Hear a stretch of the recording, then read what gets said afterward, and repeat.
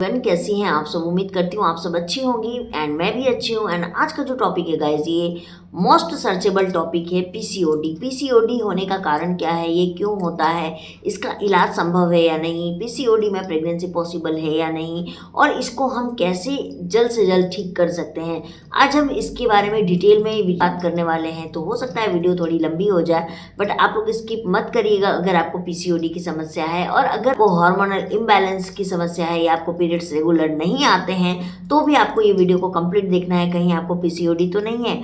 तो चलिए ऐसा करते हैं, वीडियो को स्टार्ट कर लेते हैं। लेकिन स्टार्ट करने से पहले जो भी मेरे वीडियो में नया है वो प्लीज़ वीडियो को लाइक, सब्सक्राइब और शेयर जरूर कर लें एंड बेल आइकन को जरूर प्रेस कर ले, क्योंकि बेल आइकन अगर आप नहीं प्रेस करोगे तो आपको मेरे वीडियोस की नोटिफिकेशन नहीं मिलेगी। तो चलिए हम लोग अपने वीडियो को स्टार्ट करते हैं। बात करते हैं पीसीओडी होता क्या है। जो है उन महिलाओं को होती है जिनको हार्मोनल इम्बैलेंस की समस्या हो जाती है, या फिर उनका रूटीन लाइफ अच्छा नहीं है, डाइट लाइफ अच्छा नहीं है, एक्सरसाइज नहीं करती हैं और ओवरी में छोटे छोटे सिस्ट का निर्माण होता है जो गांठ की तरह दिखाई देते हैं। पीसीओडी के कारण महिलाओं में बांझपन, अनियमित पीरियड इत्यादि जैसी बहुत सारी समस्याएं उत्पन्न होती जा रही हैं। ये समस्या 14 वर्ष से लेकर 45 वर्ष की महिलाओं तक में देखने मिलती है। ऐसे मामलों में मरीज के चेहरे और दूसरे अंगों पर बालों का उगना सिम्टम जो है वो सबसे ज्यादा देखा जाता है। कि पीसीओडी होने का कारण क्या है, ये क्यों होता है। तो पीसीओडी होने का कारण है अनियमित पीरियड्स। आपको सबसे पहले इरेगुलर अगर पीरियड आ रहे हैं तो आपको हो सकती है अनहेल्दी लाइफस्टाइल, आपके आनुवंशिक कारण भी हो सकता है, यानी जेनेटिक डिसऑर्डर में भी ये काउंट होता है। आपको अचानक आपके वजन में बढ़ोतरी होना या अचानक से वेट बहुत ज्यादा कम होना, पेल्विक एरिया में सूजन होना, स्वेलिंग होना, इंसुलिन रेजिस्टेंस होना, ये भी एक प्रमुख कारण होता है। एंड्रोजन का लेवल हाई होना। तो ये जितने भी मैंने आपको सिम्टम बताए हैं ये आपको पीसीओडी होने के कारण होते हैं, जो आपकी बॉडी सिम्टम आपको देती है। तो बात करते हैं कि जब आपको पीसीओडी होता है तो आपको कैसे पता चलेगा कि कौन से सिम्टम्स बॉडी देती है। तो सबसे पहला सिम्टम होता है आपके चेहरे पे मुहासे आना। तो इनफर्टिलिटी की समस्या होगी, अगर आप प्रेगनेंसी प्लान कर रही हैं तो आपको प्रेगनेंसी कंसीव आसानी से नहीं हो रही है। वजन का बढ़ना, अगर आपका दिन पर बहुत लिमिटेड डाइट है फिर भी आपका वजन बढ़ रहा है तो इसको आप इग्नोर मत कीजिएगा। एक पीरियड आना, जैसे कि मैंने स्किन का काला पड़ना, पीरियड का पूरी तरह से बंद हो जाना, 2-3 महीने तक पीरियड नहीं आना तो बहुत स्कैंटी पीरियड आना, या फिर आना तो बहुत ज़्यादा हैवी फ्लो आना, तो ये भी एक कारण। ये हाथ में पैर में बालों का बहुत तेजी से उगना, सिर दर्द होना, नींद में कमी होना, शरीर के अन्य हिस्से जैसे पेट, जांग, पेट आदि में बालों का बढ़ना। पीसीओडी जब आपको होती है तो ये सारे सिम्टम्स आपको आपकी बॉडी देती है। कहते हैं कि हमने ये सिम्टम तो पता लगा लिया, लेकिन अब पीसीओडी की जांच कैसे करें, इसको कैसे हमको पता चले, कंफर्म हो कि ये हमको पीसीओडी ही है।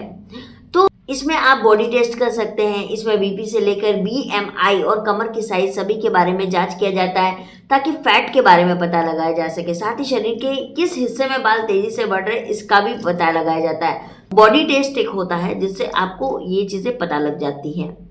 पेल्विक टेस्ट इसमें एक किया जाता है जिसमें कि पेल्वी जांच में ओवरी में गांठ, सूजन के बारे में पता लगाया जाता है।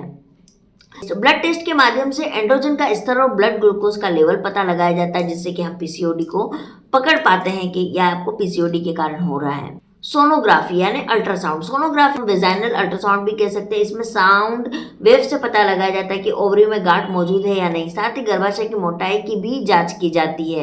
डॉक्टर काउंसलिंग से भी पता लगाया जाता है कि पेशेंट की काउंसलिंग की जाती है, उसके पीरियड्स का हिस्ट्री पूछा जाता है, उसको पीरियड्स किस तरीके से आते हैं, उसको क्या क्या बॉडी में सिम्टम्स आ रहे हैं, ये सारी चीज़ें भी पता लगा के डॉक्टर साहब का पीसीओडी को पकड़ पाते हैं कि आपको ये पीसीओडी की समस्या है।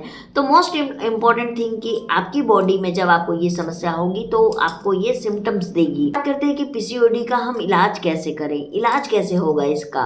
डाइट में फल सब्जियों को शामिल करें। शुगर शरीर में शुगर लेवल को कम करता है, जिसके कारण इंसुलिन बेहतर काम करती है और हार्मोन स्थिर होता है। तो आपको आपकी डेली रूटीन में बहुत सारी सब्जियों का सेवन करना, भर में कम से कम आपको 30 ग्राम फाइबर का सेवन करना है। ऐसी सब्जियां, ऐसे फल, ऐसे अनाज लेने हैं जिसमें फाइबर की मात्रा सबसे ज्यादा होती है। तो आपको 30 ग्राम पर डे आपको फाइबर इंटेक करना है। तो प्रोटीन का भरपूर सेवन करना है, आपको प्रोटीन ज्यादा से ज्यादा मात्रा में लेनी है।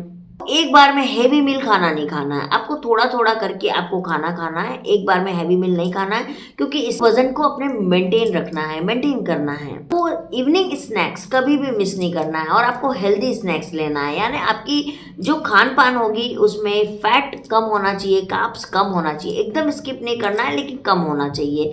उसकी जगह आपको प्रोटीन और फाइबर ज़्यादा लेना है। आपको डेली नियमित रूप से 20 मिनट एक्सरसाइज करनी है और ऐसी एक्सरसाइज करनी है जिसमें कि आप से स्वेट आए यानी पसीना आए, आपको वो एक्सरसाइज करनी है।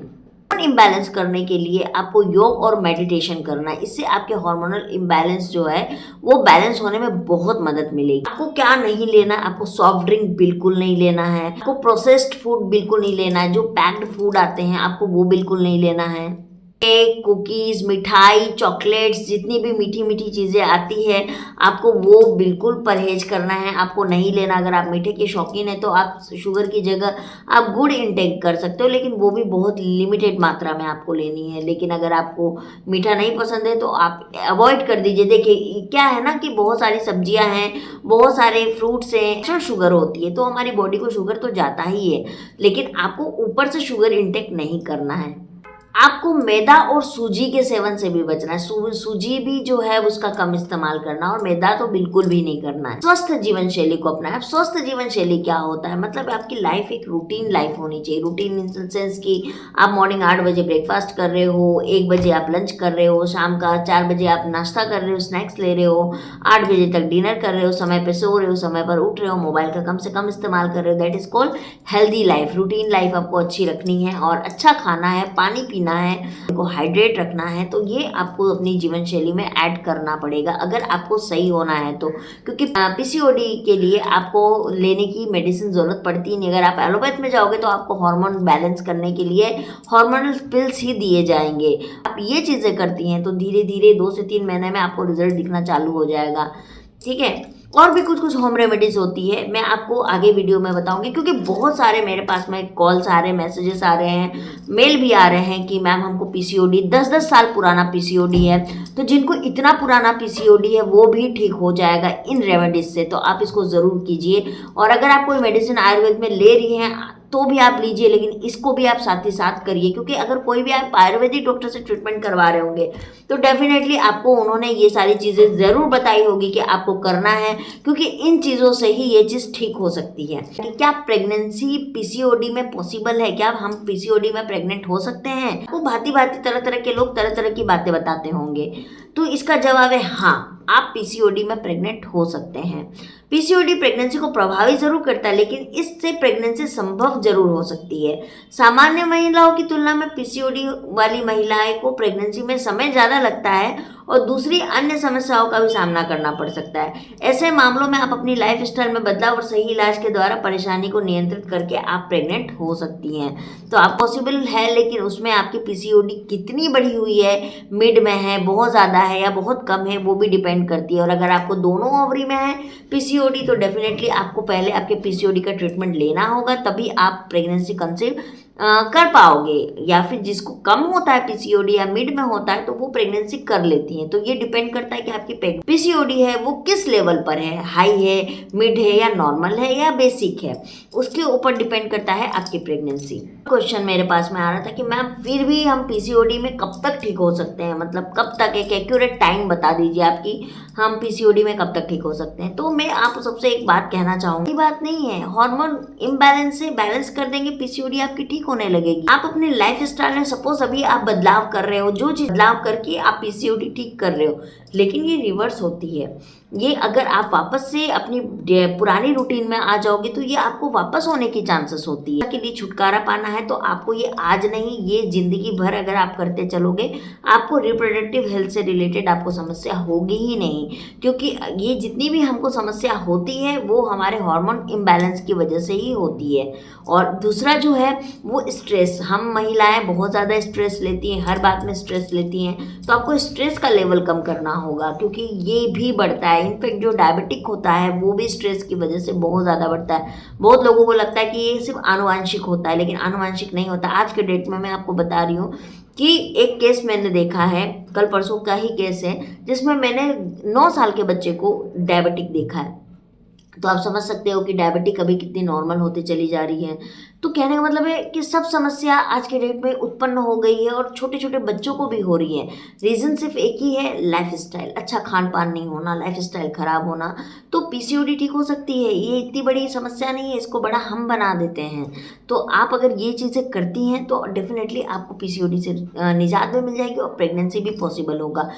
अब एक बात करती हूँ कि आपको पीसीओडी में क्या चाहिए? आपको डाइट चाहिए, एक्सरसाइज़ चाहिए या आपकी रूटीन लाइफ़ को आपको किस तरीके से मैनेज करना है? अगर इसकी वीडियो आपको चाहिए तो पर्टिकुलरली पर मैं एक-एक वीडियो बनाती चली जाऊँगी और जिससे आपको मदद होगी। लेकिन आप मुझे पर्सनली मैसेज नहीं करिए, ना मेरे मेल पे करिए, मुझे कमेंट में इसका आंसर चाहिए कि सबसे ज़्यादा टॉपिक पर आएगा वही मेरा नेक्स्ट टॉपिक होगा वीडियो का। तो आप लोग ज़रूर इन चीज़ों को अपनाइए और अपने पीसीओडी को ठीक करिए एंड बहुत जल्दी मिलती हूँ मैं एक नए वीडियो को लेके और नए टॉपिक को लेके और आप लोगों के कमेंट का मुझे इंतज़ार रहेगा।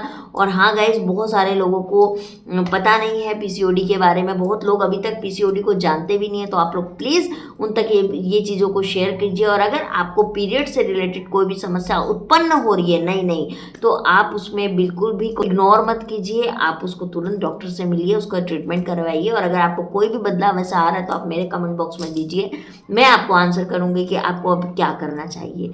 और अगर आपको मेरा ये वीडियो अच्छा लगा हो तो प्लीज़ इसको सब्सक्राइब और शेयर ज़रूर कीजिएगा। तो चलिए मैं मिलती हूँ आप लोगों से नेक्स्ट वीडियो में, तब तक के लिए बाय बाय। अच्छे से रहिए, प्यार बाँटिए, स्वस्थ रहिए, हेल्दी लाइफस्टाइल जिए और सपोर्ट करते रहिए। तो चलिए मिलती हूँ मैं आप लोगों से। Yeah.